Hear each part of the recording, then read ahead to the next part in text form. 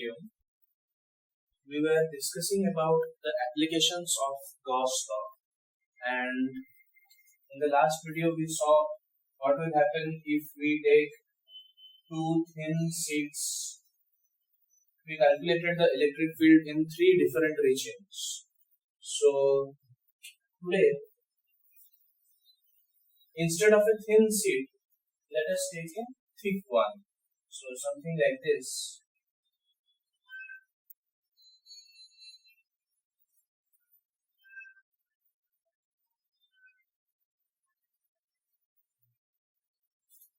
So it has some width which we cannot neglect. Alright. So we have taken a conducting sheet. Conducting sheet means this sheet has been made up of conducting materials. So in conductor, what happens? Suppose we have a conductor. This is a conducting material. So charges always stay at the surface. Suppose this conductor, this ball, metallic ball contains a charge of 6 to 7 coulombs. So all the charge will be at the surface. In the bulk or in the inside of this metal ball, we won't have the charges. So this is a conducting material. If we charge this substance, all the charges will be on this surface and the next one. And this is an infinite sheet. We have always considered infinite sheet. If we take a non-conducting substance,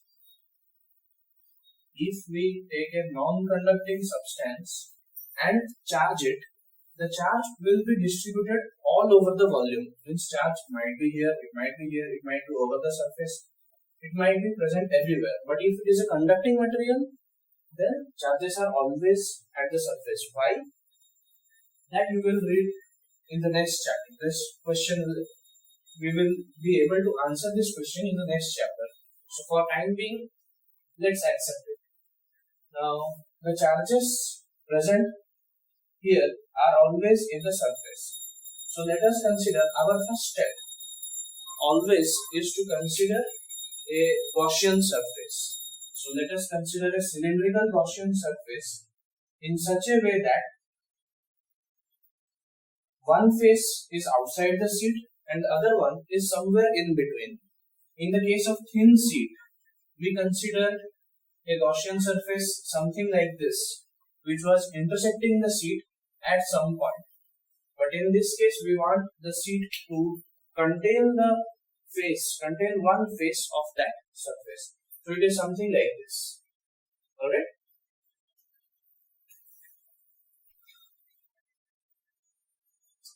So now, here we have again three surfaces. This is S1, S2, S3,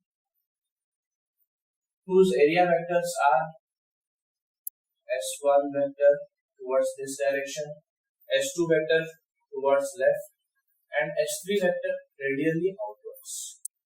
Electric field, as we know, is always going outwards, as we have considered this to be positively charged. Here also electric field is towards left and it is outwards. Alright. But here the difference between a thin sheet and a thick sheet is inside this conducting material, no charges are there. So for this surface, no electric field lines will be passing through that surface. It is something like this. If we see from this view, front view, our cylinder is something like this. This is the cylinder and charges are present at this part. So electric field lines are in this region and in this region.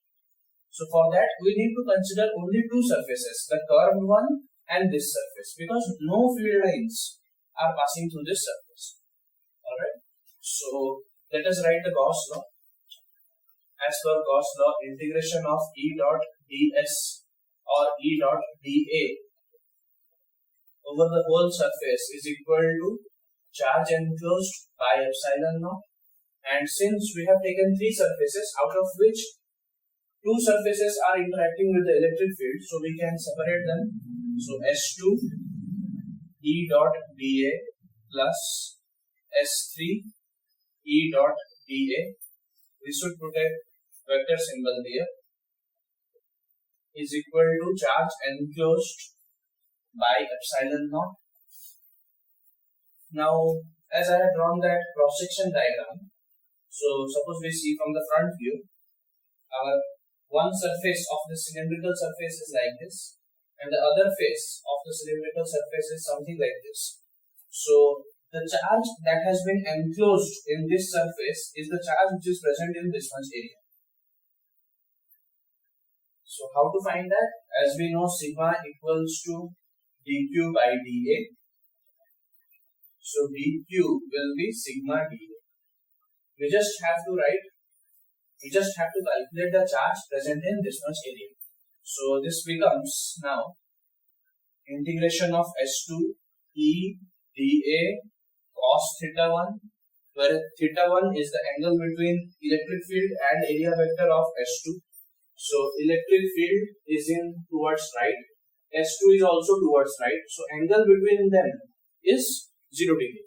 So cos 0, this will become 1 plus E dA cos theta 2 is equal to charge enclosed by epsilon naught. Now the angle between electric field and area vector of S3, so S3 is this one, so angle between electric field and area vector is 90 degree, so cos 90 is 0, so this term goes away, so this becomes E dA of S2 is equal to charge enclosed by epsilon naught. Alright, so now as we have seen the charge enclosed, so charge enclosed is sigma dA, or we can write the charge enclosed is equal to sigma into A. From where did we get this? As we know that surface charge density is equal to total charge by total area. So the charge is equal to surface charge density into area. Let's put that here. Suppose this area is A. Suppose this cross-sectional area is A. So the charge which is present in that much area is given by this quantity. So sigma A by epsilon naught. We can take E outside because electric field is a constant, or uniform electric field. We have a uniform electric field over here. Integration of dA S2 is equal to that much. Now, as we have done a lot of times, integration of dA will give us the total area of the S2 surface. So S2 surface is this circular surface. Its total area is given by A. We have already taken that to be A. So E into A is equal to sigma A by epsilon naught. So A and A will cancel out. So the electric field is sigma by epsilon naught. Now, as you can remember, in case of thin sheet, we got the formula E thin sheet was sigma by 2 epsilon naught. But in case of thick sheet, we have sigma by epsilon naught. Alright? So, why does this happen? If you have a thin sheet, in case of a, so why does this happen? If you have a thin sheet, the charges which are present, you will count them as 1. Suppose this is a thin sheet and we have a cylindrical surface, so all the charges will be counted as 1. But if you have a thick sheet, so some charges will be present here, as well as some charges will also be present on the other surface. Now, if you calculate the electric field, you will get twice the value that you got here. So whatever electric field you get in case of thin sheet, we will get twice of that. So 2 into this much, 2 and 2 will cancel out, you will get this.